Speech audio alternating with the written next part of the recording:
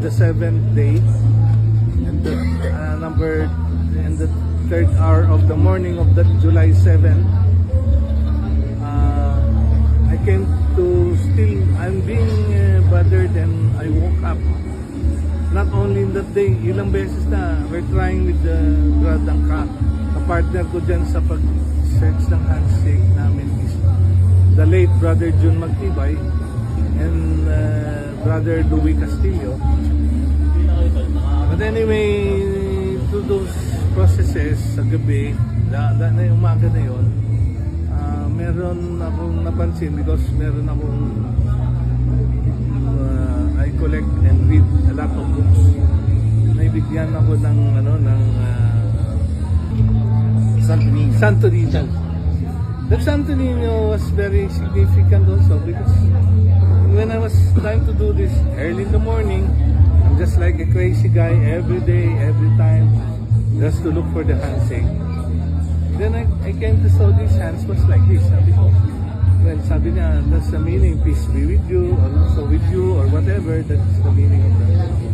Sabi ko, I think siguro, I tried to see to put things together. I use my hands and say, okay, pero what is the meaning? Wala kasi kung walang ibig sabihin yan. So, with that, anyway, I tried to search ulit, kinabukasan, but nakakita na ako ng word ng handshake.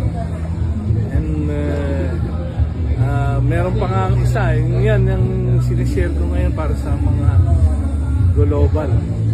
If they want to have a handshake, wag na nilang gamitin handshake ko. Yung global, gamitin nila itong handshake nito. It's ganito. Yeah.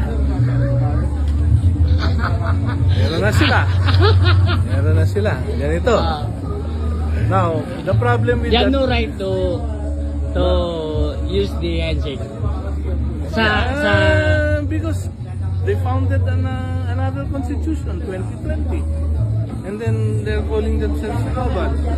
And so they have their own. And then so they have changed their, may handshake na sila. So anyway, going back to the issue. So with the handshake na yun is that ano kaya ang now because I'm a